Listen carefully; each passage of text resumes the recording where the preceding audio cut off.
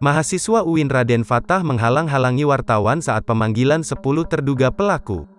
Arya Lesmana Putra, korban kekerasan dan pelecehan saat menjadi panitia Diksar UKM Litbang UIN Raden Fatah resmi melaporkan para pelaku ke Polda Sumsel.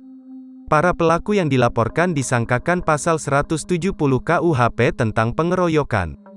Didampingi kuasa hukumnya, Arya kini sudah boleh pulang dari rumah sakit, semenjak hari Minggu tanggal 2 Oktober tahun 2022 dirawat.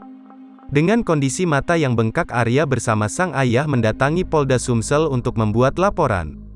Sigit Muhaimin, kuasa hukum Arya, mengatakan kedatangannya untuk melaporkan pelaku yang melakukan tindak kekerasan dan dugaan pelecehan terhadap kliennya. Ia menyebut jika kliennya mengingat ada 5 orang pelaku utama pengeroyokan, namun sejatinya ada lebih dari 10 orang pelaku. 10 mahasiswa terduga pelaku penganiayaan kini telah dipanggil pihak berwajib untuk dimintai keterangan. Saat pemanggilan Direktorat UIN Raden Fatah Palembang, mahasiswa mencoba menghalang-halangi wartawan dan mencoba menutupi kamera wartawan. Saat ini 10 terduga belum bisa dimintai keterangan.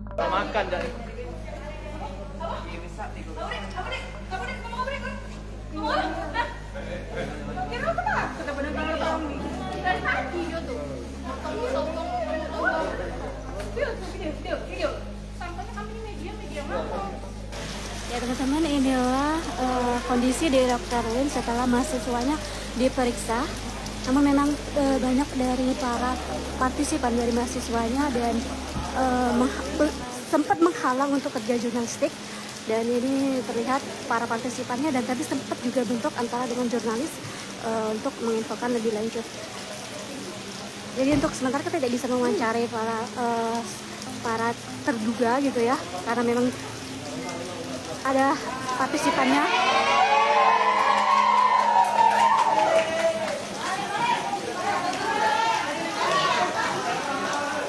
Kampungan.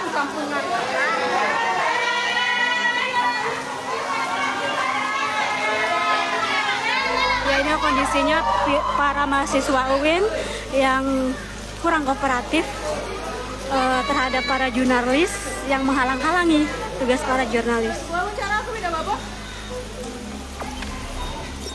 Jangan lupa subscribe, share, komen, dan like ya.